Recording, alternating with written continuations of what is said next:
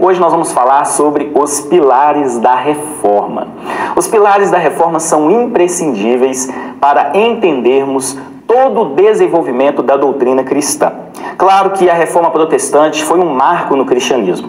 Para entendermos os pilares da reforma e a reforma protestante, nós precisamos fazer uma viagem no tempo para analisarmos todo o contexto desta reforma e tudo aquilo que aconteceu anteriormente para que a reforma protestante acontecesse.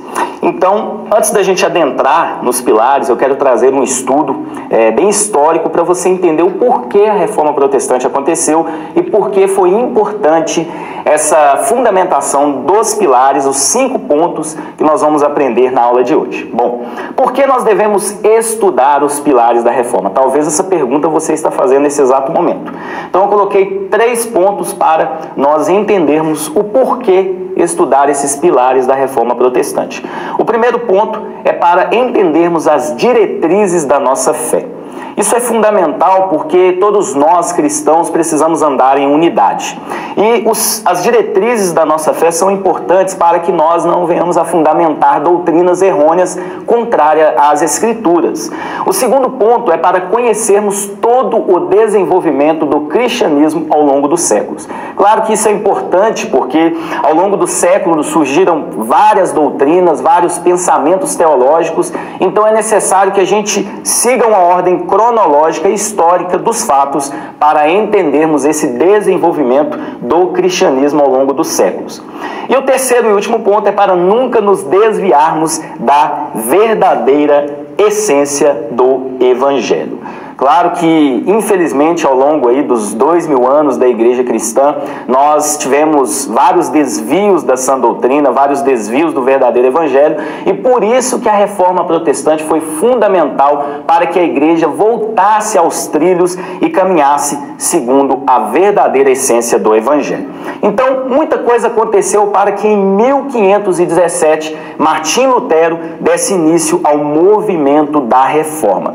Foram anos de desvios que levaram a igreja a um estado de declínio moral, espiritual e doutrinário. A igreja estava totalmente distante daquela fundamentada nos primeiros séculos. Então, a reforma protestante aconteceu em 1517. E o interessante é que antes disso, os 1500 anos anteriores, a igreja acabou saindo da verdadeira essência do evangelho. Então foi necessário que alguém se levantasse para poder colocar a igreja novamente nos trilhos. Bom, para conhecermos os pilares da reforma, precisamos investigar todo o desenvolvimento da igreja. Como eu disse, a reforma protestante aconteceu no ano 1517. Porém, muita coisa aconteceu antes disso. Então eu quero trazer para vocês um contexto histórico de mais aí de 1500 anos, onde a igreja teve grandes momentos, inclusive os primeiros 500 anos ali foram essenciais para que a igreja se tornasse a igreja verdadeira de Cristo. E depois disso a igreja acabou se desviando e a gente vai mostrar os fatores que levaram a igreja a esse desvio. Então o que foi a reforma protestante? Foi um movimento de retorno à sã doutrina. Após anos de desvios, um homem chamado Martim Lutero se levantou com a iniciativa de promover uma reforma dentro da igreja. Então, a reforma protestante, para a gente resumir tudo, foi um retorno à sã doutrina. A igreja estava totalmente desviada dos fundamentos bíblicos. Martim Lutero, creio que na direção de Deus, claro que Deus é soberano e nada acontece por acaso, Deus o levantou para que essa reforma acontecesse. A gente vai estar explicando um pouquinho agora de todo o desenvolvimento da igreja até chegar à reforma protestante, para nós entendermos esse processo da reforma e todos os pilares que a gente vai estar apresentando nessa aula. Então, quando começou a igreja, muita gente talvez já está aí pensando sobre isso. Lá em Mateus capítulo 16, versículo 18, Jesus ele diz o seguinte: eu te digo que tu és Pedro, e sobre esta pedra edificarei a minha igreja, e as portas do inferno não prevalecerão sobre ela. O contexto dessa passagem mostra Jesus fazendo uma pergunta aos discípulos: olha, quem que o povo diz que eu sou? Aí os discípulos disseram: olha, alguns falam que você é Elias, outros falam que você é um dos profetas. Aí Jesus disse: olha, e vocês, para vocês, quem eu sou? Pedro tomou a palavra e disse: tu és o Cristo, o Filho do Deus vivo. E diante dessa declaração de Pedro, Jesus, ele traz essa afirmação: te digo que tu és Pedro, e sobre esta pedra edificarei a minha igreja. Claro que o nome Pedro, do grego, significa meio que pedra, né? E Jesus fez um trocadilho no grego, dizendo, olha, tu és Pedro, e aí Jesus aponta para si dizendo, e sobre esta pedra, porque a afirmação de Pedro é que Jesus, de fato, era o Filho do Deus vivo. Então Jesus usou essa afirmação para dizer o seguinte, olha, a igreja será fundamentada sobre mim. Então, em 1 Coríntios 3, versículo 11, Paulo traz todo esse entendimento, porque ninguém pode lançar outro alicerce além do que está posto, o qual é Jesus Cristo. Então, o fundamento da igreja é Jesus Cristo, não é homem, não são pessoas. O fundamento é Jesus Cristo. Então, era necessário, né, que Jesus cumprisse toda a antiga aliança e inaugurasse a nova aliança. Cumprindo todos os rudimentos da lei do Antigo Testamento, todos que pela fé crescem em seu nome faria parte do povo de Deus. A igreja começou após a descida do Espírito Santo, Atos capítulo 2.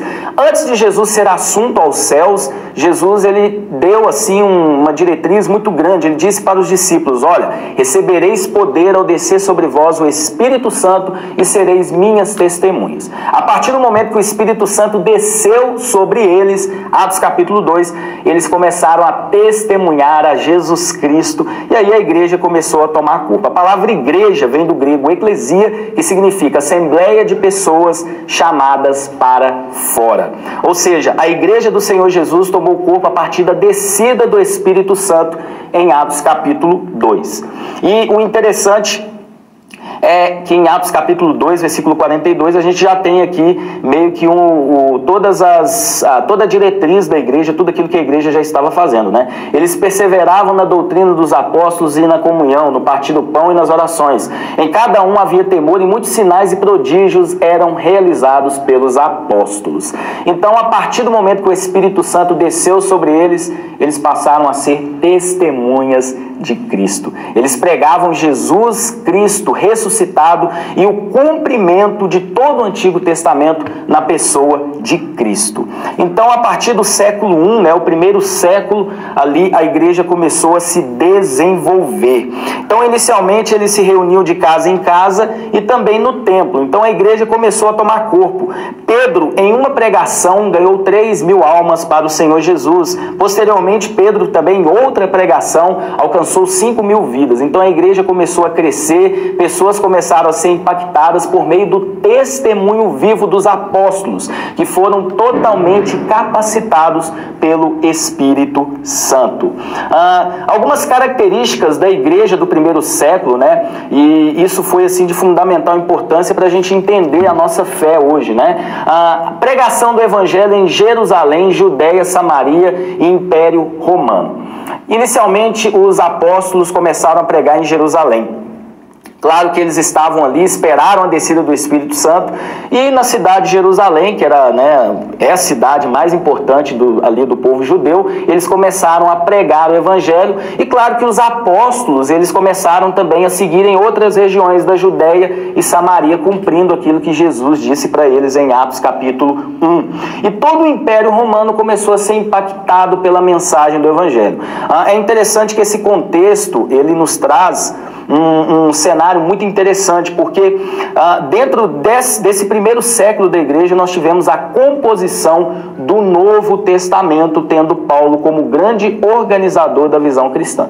Então foi durante o primeiro século que o Novo Testamento foi escrito, né? Os evangelhos, o livro de Atos, as cartas paulinas, as epístolas, o livro de Apocalipse, finalizando. Então toda a composição do Novo Testamento que nos traz a nova aliança, nos traz a pessoa de Cristo e toda a obra salvífica dele, esse Novo Testamento foi escrito aí no primeiro século. Então, após a descida do Espírito Santo, os discípulos passaram a testemunhar a Cristo. Igrejas foram plantadas, vidas alcançadas, e apesar das diversas perseguições, foi um tempo de muito crescimento. Paulo, ele se converteu nesse período. Paulo, ele era um judeu fariseu praticante, né, um religioso, e ele foi o apóstolo aos gentios. Os discípulos de Jesus, os apóstolos de Jesus, se concentraram muito ali nos judeus, porque eles eram judeus. Paulo, ele começou o seu ministério alcançando os judeus, mas depois ele expandiu para os gentios, e Paulo fez 3 viagens missionárias, plantou igrejas por todo o Império Romano ali conhecido, e escreveu aí as cartas, os livros, a maioria dos livros do Novo Testamento. Foi um homem muito usado por Deus. Então, nós podemos dizer que ele foi o organizador da visão cristã. Então, tudo aquilo que a gente conhece, né, nas Escrituras, no Novo Testamento, em termos de doutrina, em termos da teologia, Paulo ele foi o sistematizador de tudo isso, né? E é interessante que esse período também foi marcado por perseguições aos cristãos, mas também foi um período de muito crescimento. A igreja se expandiu, pessoas começaram a ser alcançadas por meio de um evangelho puro, simples, onde a pessoa de Cristo, a obra salvífica de Cristo e a salvação em Cristo Jesus era a mensagem principal da pregação dos apóstolos. Então agora a gente vai partir para o segundo século e os primeiros 500 anos da igreja. Esse período foi a ponte entre os apóstolos e os que deram sequência ao desenvolvimento da igreja. Então o século I foi marcado pela ação dos apóstolos, né? Paulo escreveu as cartas, igrejas foram plantadas, os judeus foram impactados ali, né? Muitos se converteram, outros não. E claro que os apóstolos morreram nesse período e nós entramos agora no segundo século, né? Esse período ficou conhecido também como a patrística, onde alguns homens, chamados os pais da igreja, contribuíram para o desenvolvimento das doutrinas bíblicas. Então, nos primeiros 300 anos ali, após o primeiro século, alguns homens se levantaram e esses homens são conhecidos como os pais da igreja. Eles contribuíram muito, colocando diretrizes com relação às doutrinas da igreja e principalmente doutrinas bíblicas, né? Então esse período também foi marcado por uma organização teológica, litúrgica e eclesiástica da igreja. Contribuição vinda deste período. Nós tivemos 5 contribuições que foram essenciais neste período aí, que nós conhecemos como o período dos pais da igreja, os primeiros 500 anos. Formação do cânon bíblico e a composição dos textos sagrados. Então, porque foi nesse período que o Novo Testamento foi composto, né? A composição, a organização do Novo Testamento. Os apóstolos, os evangelistas escreveram lá no primeiro século, porém isso ainda não havia sido organizado, né? Era uma carta destinada a tal igreja, outra carta para outra igreja. Então, nesse período, eles pegaram todo esse texto e organizaram para que isso se tornasse o Novo Testamento. Então foi um período muito importante. Claro que a gente teve muitas discussões, a gente teve vários debates com relação a isso, mas graças a Deus tudo deu certo e hoje nós temos o Novo Testamento aí prontinho para nós estudarmos. E também nós tivemos a composição dos textos sagrados. Foi nesse período que nós tivemos aí as primeiras cópias dos textos originais escritos aí pelos apóstolos, pelos evangelistas aí e por Paulo, né? Inclusive até hoje nós temos cópias desses textos, tá? Manuscritos do Novo Testamento. Então nós tivemos muitas cópias, tivemos vários textos compostos neste período.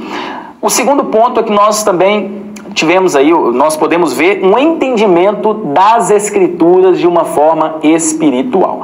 Então os pais da igreja trouxeram essa espiritualidade ao analisar as Escrituras, não apenas como uma filosofia, não apenas como uma religião vaga, mas como um modo de vida, né? Então isso trouxe também bastante benefício para a igreja. O terceiro ponto, a apologética em defesa da fé cristã contra as heresias que surgiram. Desde o século I, desde o início da igreja, algumas heresias estavam adentrando na igreja. Então, os pais da igreja, eles foram fundamentais na defesa da fé.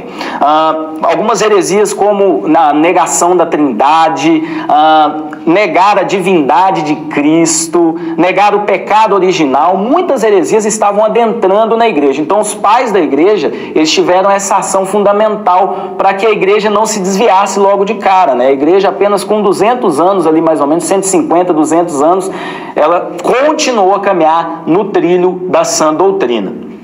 O quarto ponto, surgimento de credos para fundamentar a visão bíblica, a visão da igreja, né, com relação às principais doutrinas bíblicas. Então, os credos, né, eles foram fundamentais para pegar toda essa defesa da fé, toda essa doutrina bíblica, essa sã doutrina, colocar em um modo organizado para que a igreja pudesse viver isso e para que não houvesse desvios. E o quinto ponto aqui é a realização de concílios para organizar a igreja. Então, vocês percebem que esse período foi de fundamental importância para a solidificação da igreja. Lembrando que a igreja tem um alicerce, esse alicerce é Jesus Cristo, né? A igreja está alicerçada nele. Então, os primeiros 500 anos da igreja foram fundamentais para que a igreja tomasse corpo, não só na parte teológica, mas também na parte de organização, na parte eclesiástica da igreja. Então, cada concílio que era realizado fundamentavam as doutrinas bíblicas e as verdades das Escrituras, para que não houvesse desvios doutrinários, já que heresias oriundas do judaísmo, da filosofia grega, estavam tentando entrar na igreja, né? Inclusive, bispos da época estavam tentando fundamentar doutrinas que não estavam de acordo com a sã doutrina, não estavam de acordo com as Escrituras. Então, nesse período também, e a gente pode colocar aqui o ano de 380 depois de Cristo, o cristianismo se tornou religião oficial do Império Romano.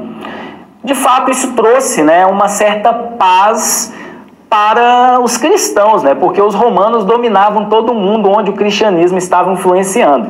Então, a partir desse momento, o cristianismo se tornou a religião oficial do Império Romano. Então, era meio que moda, né? Todos ali se tornarem cristãos. A igreja se ligou ao Estado e a partir desse período nós tivemos um declínio espiritual e moral da igreja. Por quê? Porque isso trouxe muita contaminação à igreja. Então, alguns pensamentos filosóficos, algumas visões religiosas de outras religiões, né, que existiam no Império Romano começaram a adentrar na igreja. E a gente teve também, após esse período, a Idade Média, que nós podemos colocar do ano 600 até 1100. Então foi nesse período que a igreja entrou em total declínio. Alguns pontos foram preponderantes para que a igreja entrasse em um declínio moral e espiritual. Nós tivemos aqui a tradição acima das Escrituras. Então eles começaram a pegar pensamentos filosóficos, coisas que pessoas disseram anteriormente que não estavam nas Escrituras. Eles começaram a pegar tudo isso e colocar no mesmo nível das Escrituras. Então isso trouxe uma fundamentação de doutrinas totalmente errôneas, sem base bíblica. Então nós tivemos assim uma contaminação muito grande nesse período. Tivemos papas que eram líderes nomeados pelo próprio império, né, que fundamentavam ideias eticamente, moralmente, espiritualmente e teologicamente erradas. Então os papas, né, que eram os líderes na época, eles começaram a colocar coisas que não estavam nas Escrituras. O interessante é que nesse período, né, nós tivemos aí a mudança do alicerce da igreja. O alicerce da igreja não era mais Jesus. A salvação não era mais por ele. As liturgias se tornaram vazias e a igreja se distanciava cada vez mais da verdadeira essência do Evangelho. Porque a palavra do Papa estava no mesmo nível das Escrituras, né? A tradição estava muitas das vezes acima das Escrituras. Então tudo aquilo que os apóstolos, os pais da igreja fundamentaram no alicerce que é Jesus foi deixado de lado. Então esse período foi marcado por um declínio moral e espiritual e uma contaminação terrível na igreja, que cada vez mais estava se afastando do alicerce que era Jesus, né? Após esse período, nós tivemos aí a escolástica, que foi um período aí de 1100 a 1400. Esse período, por incrível que pareça, foi um período muito importante, porque alguns pensadores cristãos começaram a organizar algumas ideias que mais tarde seriam defendidas pelos reformadores. Então nós tivemos, por exemplo, Tomás de Aquino, tivemos tantos outros que começaram a reorganizar as doutrinas bíblicas e trouxeram alguns pensamentos que foram muito importantes para influenciar os reformadores que vieram posteriormente, porque eles trouxeram à tona vários ensinamentos oriundos do período patrístico, que é o período dos pais da igreja, os 500 primeiros anos da igreja, e também lá do primeiro século. Então, esse período, apesar da igreja já estar caminhando aí para um lado ruim, vamos dizer assim, esses escoláticos, eles trouxeram algumas diretrizes que influenciaram os reformadores posteriormente. Por que eu estou dizendo tudo isso para vocês? Para a gente entender o porquê a reforma protestante foi imprescindível para que a igreja voltasse nos trilhos. E também a gente precisa entender isso antes da gente entrar nos pilares da reforma, porque a reforma protestante não surgiu da noite para o dia.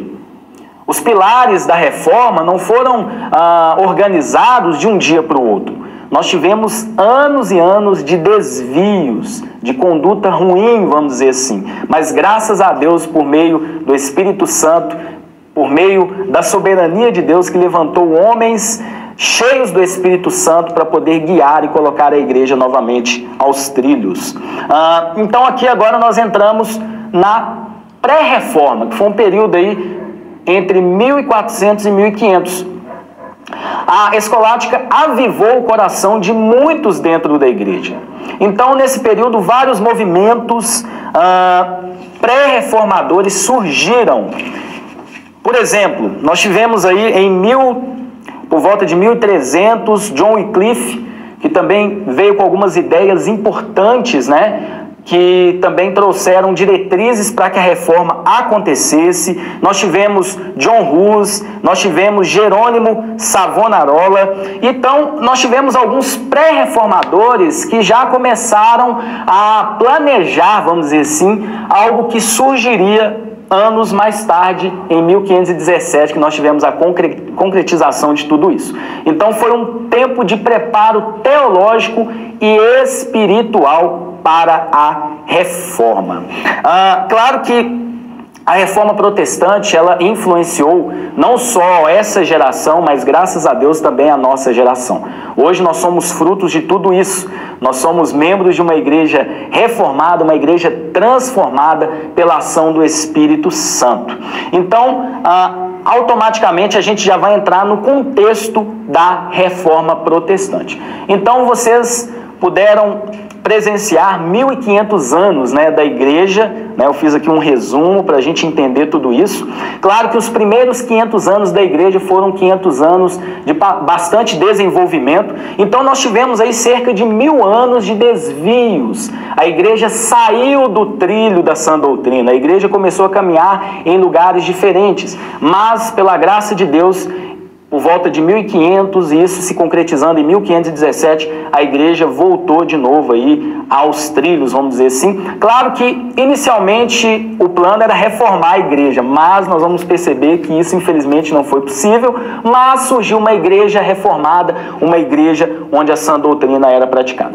Então alguns pontos foram preponderantes para que a reforma acontecesse. Então o primeiro ponto aqui, né, indagações e crises sociais.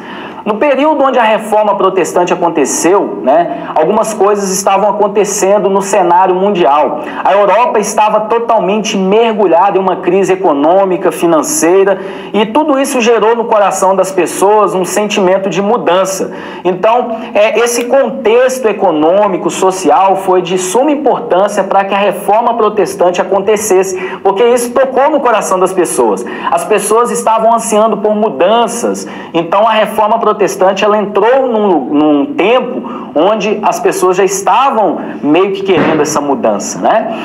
O segundo ponto dentro do contexto da reforma protestante é que nós tivemos aí um despertamento na leitura bíblica e de obras de grandes teólogos. Então os reformadores, os pré-reformadores, aqueles que vieram antes ali dos reformadores, eles começaram a ler as Escrituras de uma forma correta e também obras de grandes teólogos, principalmente obras dos pais da igreja.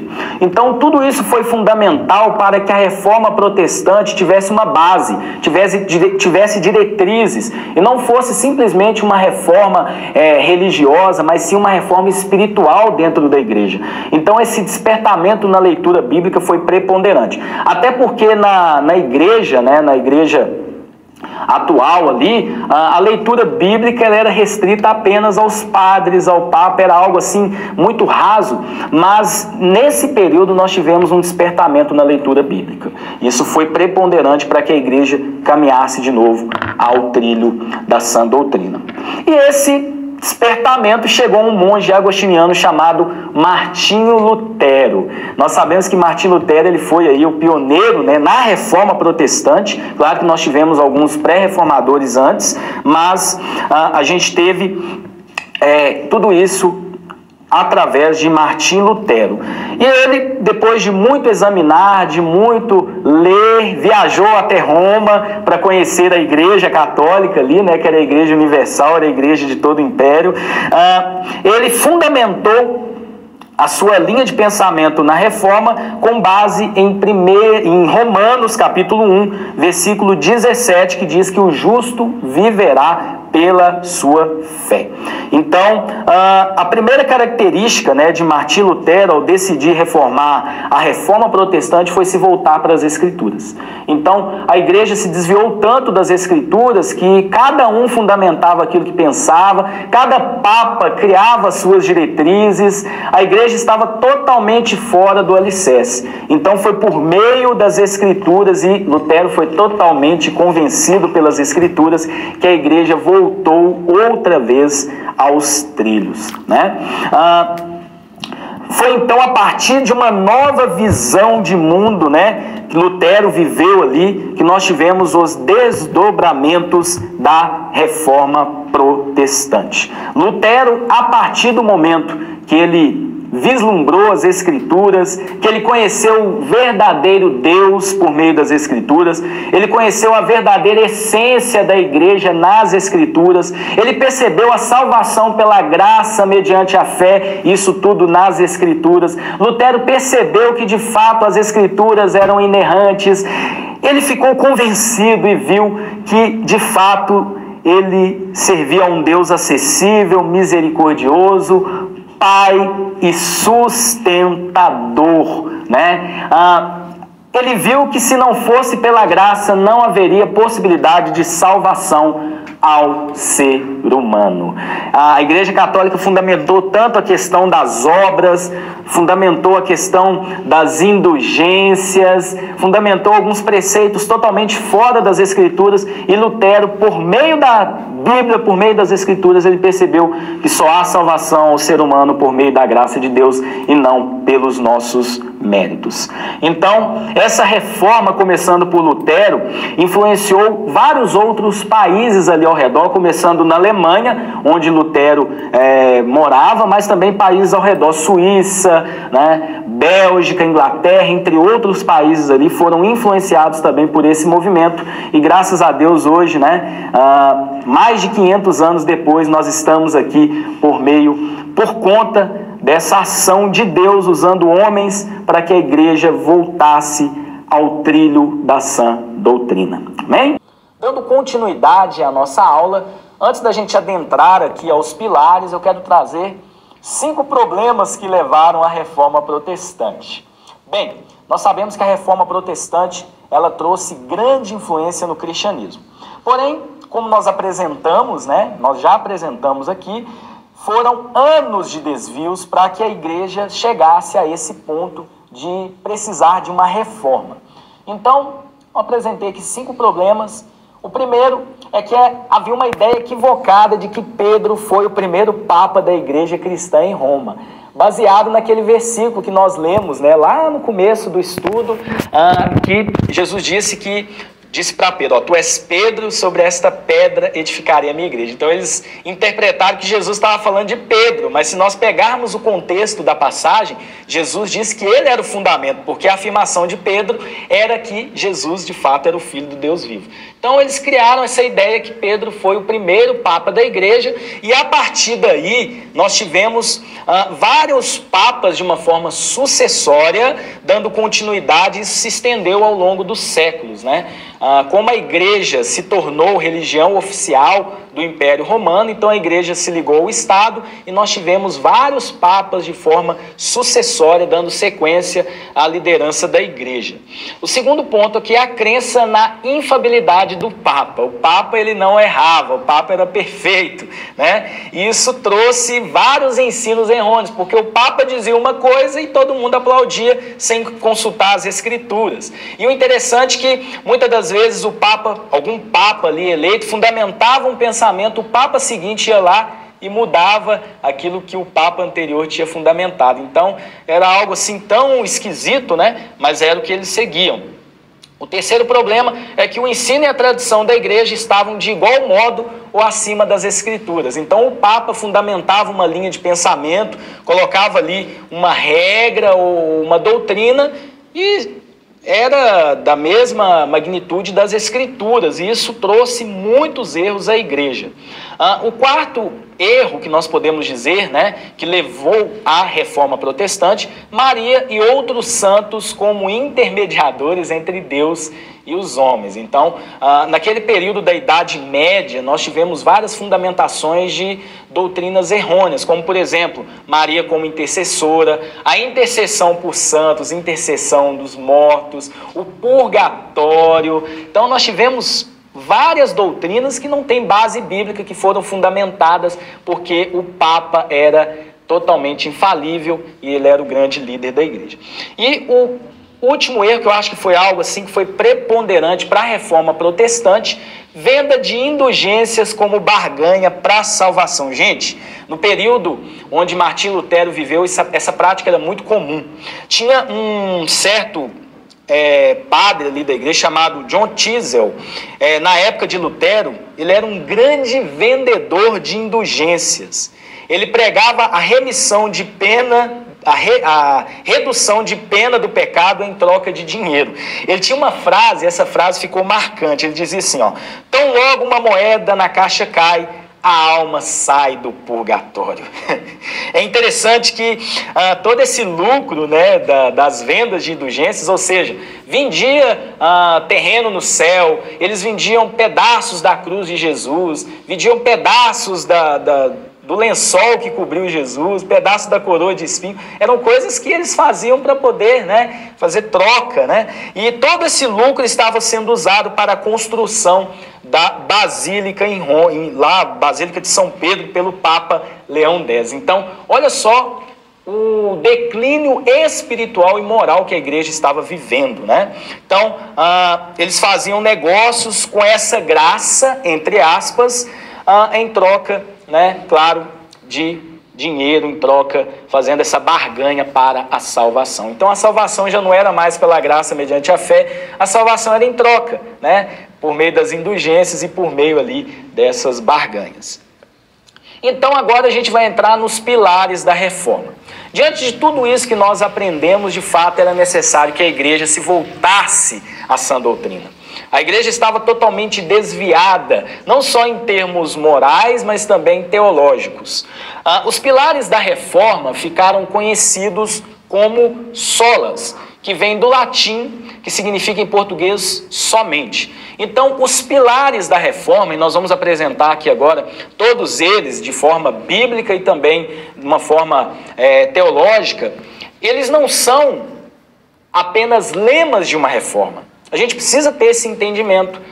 São pilares fundamentais para entendermos a nossa fé e vivê-la de uma forma verdadeira, tendo como alicerce o próprio Jesus Cristo. Então, os pilares da reforma não foram fundamentados em pessoas, não foram fundamentados em ideias, foram fundamentados no próprio Senhor Jesus. É igual uma casa. A primeira coisa que nós fazemos quando vamos construir uma casa é lançar o alicerce. Porque toda a casa será construída nesse alicerce. Ninguém constrói, ninguém faz o teto da casa primeiro. Todos nós fazemos o alicerce, para que as paredes sejam erguidas e as outras coisas da casa. A mesma coisa a reforma protestante, ela tinha um alicerce. Esse alicerce é a pessoa de Cristo.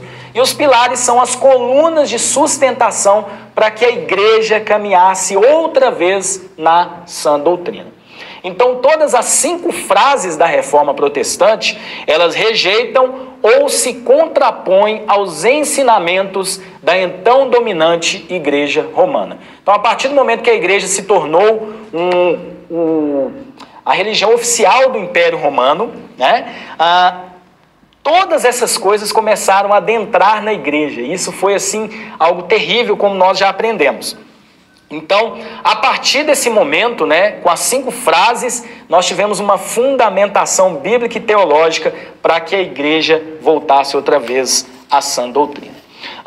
O primeiro pilar da reforma protestante, sola fide, que significa em português somente a fé.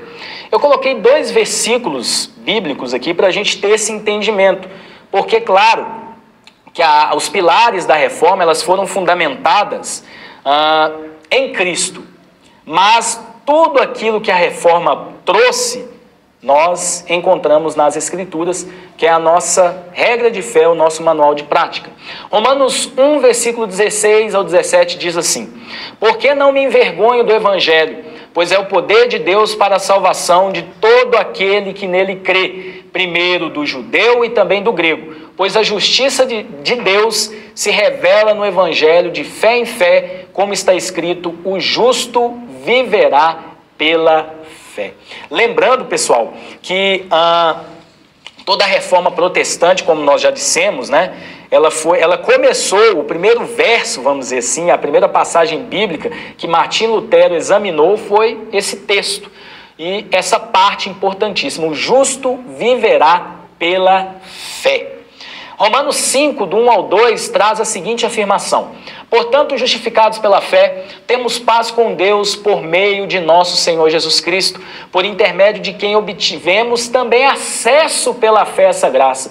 Então, o acesso pela graça o acesso à graça é pela fé, a qual estamos firmados e nos gloriamos na esperança da glória de Deus. Então, o entendimento que somente a fé, sola fide, nos traz a afirmação que nós somos salvos para demonstrar boas obras. Não somos salvos pelas boas obras, somos salvos pela graça mediante a fé.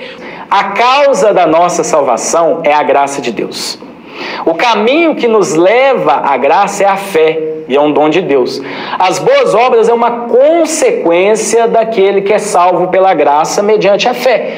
Só que na teologia da Igreja Católica, na linha de pensamento, as boas obras é que nos justificam. Então é por aquilo que a gente faz, é por aquilo que a gente é. Mas a Bíblia nos prega o contrário, que nós somos salvos para demonstrar boas obras. Então sola fide é o ensinamento que a justificação, a qual é declarada apenas por Deus, ela é recebida somente pela fé, sem qualquer interferência ou necessidade de boas obras, embora na teologia protestante clássica a fé salvadora é sempre evidenciada, mas não determinada pelas boas obras. Então nós somos salvos para demonstrar boas obras. E a justificação é sempre pela fé e não pelas boas obras, como a Igreja Católica pregava. Por isso que tinha aquela questão das indulgências. Quanto mais você pagava, quanto mais você fazia, quanto mais você pagava ali, fazia penitência, não sei o que, você era justificado. Não. A Bíblia diz que a nossa justiça é como um trapo de imundícia. Agora, a justificação, ela vem de Deus, porque ela é obra de Deus em nossas vidas. Cristo Jesus nos justificou por intermédio do seu sangue. Então, haviam várias práticas, inclusive na Igreja Católica havia ali o sacramento do batismo, e a justificação era aplicada na alma por meio do batismo. Era um entendimento errado também, porque colocava o mérito humano como base para a justificação. Isso não é bíblico. Então, é necessário, absolutamente necessário, a fé do indivíduo para ele ser justificado. Amém? Então, esse é o primeiro ponto aqui, o sola fide, somente a fé, é o primeiro pilar da reforma protestante. Então, agora nós vamos para o segundo, sola scriptura, somente a escritura, ou as escrituras, né?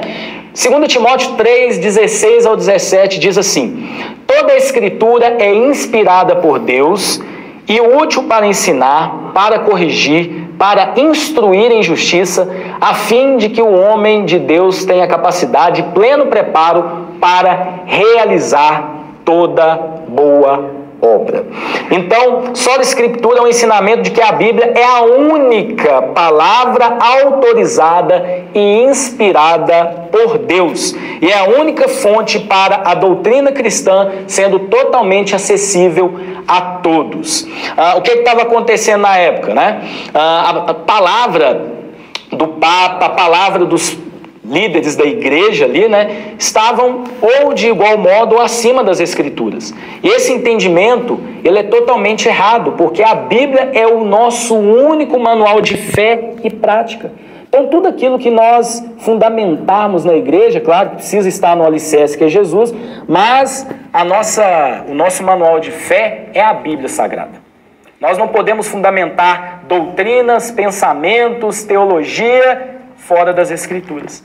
As Escrituras são fundamentais para nos guiar, nos instruir e para poder nos ensinar tudo aquilo que precisamos saber sobre Deus, sobre Cristo Jesus e a ação do Espírito Santo na igreja. Ao longo dos 1500 anos, né, aí vamos colocar 1000 anos, né, porque os primeiros 500 anos a igreja caminhou de uma forma correta, mas nós tivemos aí cerca de 1000 anos onde a igreja saiu completamente das Escrituras e começou a seguir teologia, doutrinas, diretrizes totalmente fora da palavra. E o texto de 2 Timóteo é claro: toda a Escritura é inspirada por Deus. Não é só parte da Escritura, não é só alguns versos, toda a Escritura é inspirada por Deus. Não tem essa de querer atualizar a Bíblia, modificar o que está na Bíblia. Deus preservou 66 livros para a igreja, para seguirmos, para lermos e principalmente para praticarmos e vivermos um evangelho verdadeiro. Então, como eu disse aqui, os 3 pontos, né? Bíblia como única e infalível fonte para a doutrina cristã, fonte e norma de princípio para a pregação do evangelho de Jesus Cristo. Então, os reformadores trouxeram essa importância das Escrituras, porque a nossa pregação precisa ter a Bíblia Sagrada como norma e princípio. Então, quando a gente analisava a liturgia ali da igreja, né, muitas das vezes as leituras da Bíblia eram leituras vagas, eram leituras totalmente sem contexto, mas os reformadores fundamentaram esse princípio sola escritura para que a igreja outra vez vivesse uma pregação do evangelho por meio das Escrituras, e as Escrituras, elas estão acima de qualquer outra tradição. Amém? Isso é importantíssimo. Não é o que eu acho, o que eu penso, é o que as Escrituras dizem. Não devemos viver por achismos, por suposições. É o que as Escrituras nos diz, porque ela é a única fonte infalível para a doutrina cristã e para a pregação do Evangelho. Lembrando que a fé vem pelo ouvir a pregação da palavra de Deus. Lá em Romanos 10, versículo 17, nós temos esse entendimento. Então, claro que a fé é um dom de Deus e ela é gerada em nós através da pregação do Evangelho. Quando nós ouvimos a pregação do Evangelho, a fé é gerada em nosso coração e aí nós somos salvos pela graça mediante a fé. Agora a gente vai para mais um pilar, solos Cristo, somente Cristo. Olha só que interessante, nós encontramos lá em 1 Timóteo 2, versículo 5. Porque há um só Deus e um só mediador entre Deus e os homens, Cristo Jesus, homem. Então olha só, esse pilar, somente Cristo, é um ensinamento que Cristo é o único mediador entre Deus e a humanidade. E não há salvação através de nenhum outro. Então, começou a surgir nas igrejas, né, na igreja antes aqui da Reforma, vários mediadores. Até Maria era mediadora, né? Nós tínhamos santos, ícones que faziam essa mediação, né? Então os reformadores rejeitaram tudo isso e colocaram um princípio bíblico, né? Só há um Deus e um mediador entre Deus e os homens, Cristo Jesus. Claro que na teologia protestante clássica nós temos aí o sacerdócio de todos os crentes, né? Negando o uso exclusivo do título de padre para o clero. E agora, claro que todos nós temos livre acesso. O véu foi rasgado, ninguém precisa fazer mediação entre nós mais. Cristo Jesus é o nosso mediador e nós temos total livre acesso a essa graça. Amém? Então, somente Cristo, Ele é o nosso mediador. Precisamos dele, ele é o alicerce da igreja, ele é o centro de tudo. Toda a igreja precisa estar fundamentada nele, e sem ele nada somos. Amém? O outro princípio, né? Aliás, dentro ainda do princípio somente Cristo, né? Como eu disse para vocês, qualquer ser humano tem livre acesso a Deus, Ele está acessível, não precisamos de homens para ser o nosso intermediador. Jesus Cristo abriu um novo e vivo caminho, onde todos pela fé podem se achegar até Ele. Graças a Deus por intermédio de Jesus Cristo, louvamos a Deus pela sua graça, porque se fosse depender do nosso mérito, nós estaríamos perdidos, mas é pelo mérito de Cristo é que nós recebemos essa salvação. Amém? Caminhando aqui para o outro pilar da reforma, sola gratia, somente a graça de Deus. Efésios 2, 8 e 9 nos diz o seguinte: porque pela graça sois salvos mediante a fé. Isso não vem de vós, é dom de Deus, não por obras, para que ninguém se glorie. Então, sola gratia é um ensinamento de que a salvação vem apenas por graça divina, ou favor imerecido, e não como algo merecido pelo pecador. Como nós já dissemos, né, o princípio católico dizia, da Igreja Católica, né, dizia que era necessário as boas obras, era necessário fazer alguma coisa, era necessário ser bom, era necessário cumprir penitência, fazer um tanto de coisa para receber a graça. Mas aqui nós temos o entendimento que nós somos salvos pela graça. O que é a graça? É um favor dado a nós não merecido. É a causa da nossa salvação. Cristo Jesus na cruz pagou o nosso preço, nos proporcionou a salvação. E essa graça, o caminho que nos leva a essa graça é a fé, unicamente a fé. A fé nos leva a essa graça. Então a graça é totalmente suficiente para a nossa salvação. Claro que o ensino católico coloca de fato a graça como um dom de Deus, mas a gente tem algumas diferenças, né? Eu quero apresentar aqui agora as duas linhas de pensamento oriundas da reforma com relação à graça e à ação de Deus nessa graça. Amém?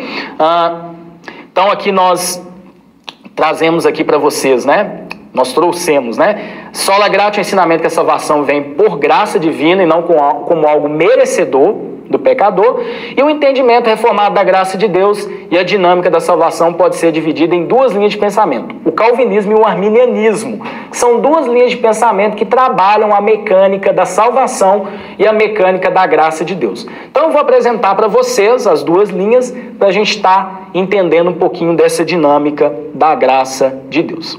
A visão calvinista, que é a visão tradicional, né, dos reformadores, ela é uma tradição histórica e teológica organizada pelos reformadores João Calvino e Ulrico Zwinglio, que crê em Deus como o único autor da graça, sempre eficaz e irresistível, sem qualquer cooperação humana. É o monergismo que nós chamamos. Então, o homem encontra-se morto espiritualmente, Deus age sozinho para salvá-lo. Então, essa é a linha reformada tradicional, a linha calvinista, que crê de fato que o homem não pode cooperar com a ação da graça, porque o homem está morto espiritualmente. Então a graça de Deus, ela é irresistível e sempre eficaz para a salvação do homem. Essa linha de pensamento, ela é uma linha tradicional dentro do pensamento reformado. E a gente tem também a visão arminiana, que é uma doutrina que foi elaborada pelo teólogo reformado Jacó Armínio, que trouxe uma visão moderada do calvinismo, onde Deus age no ser humano, que está totalmente morto espiritualmente, o capacitando a responder ao chamado divino. Então, tanto na linha calvinista como na linha arminiana, o ser humano está totalmente morto em seus delitos, por si só, ele não pode se salvar, ele depende exclusivamente da graça de Deus para a salvação. Então, na linha arminiana também a salvação é sempre pela graça, assim como na linha calvinista, porém há uma responsabilidade humana em responder esse chamado. E isso só acontece por meio da graça preveniente que age no ser humano, restaurando o seu livre-arbítrio, outrora totalmente inclinado para o pecado.